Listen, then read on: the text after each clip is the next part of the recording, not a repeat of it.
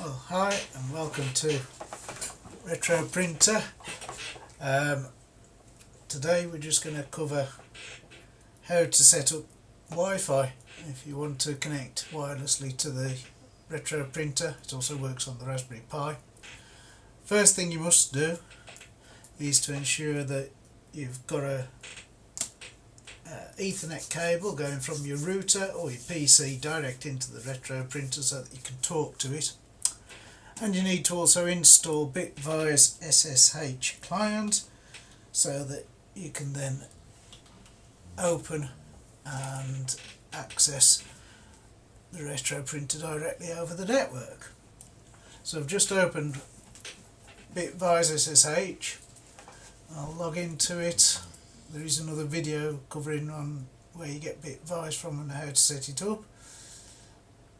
So I'll just log into the Retro Printer now. And we don't need that window. To set up Wi-Fi, you need to go to the Raspberry Pi configuration menu. So type in raspi-config, press enter. Default user, we'll just leave it as Pi, that's not a problem. And it brings up this menu. And the Wi-Fi tools in the current version of the Raspberry Pi operating system are under System Options.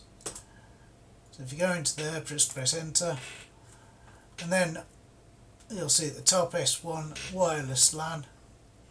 So you can just press enter.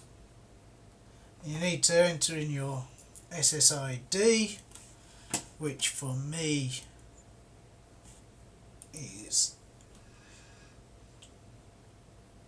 Talk 2020. Press enter and then enter the password or passphrase that you can normally find on the back of your router. Press OK, and it's as simple as that. So just use the cursor keys to come down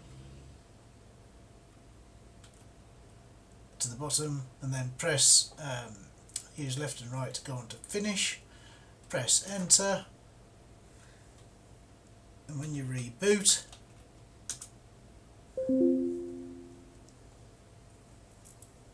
the Retro Printer should then automatically connect over Wi-Fi. You can unplug your Ethernet cable. You can see it's still trying to start up at the moment. Little hint here on the Retro Printer: when you reboot it, there's two lights on the top, which are the power light and the power light and the online light. If your switch is in zero, the online light will be off, but they come on quite dim, and then they'll go off for a second and then go bright as soon as the Retro Printer is started up properly.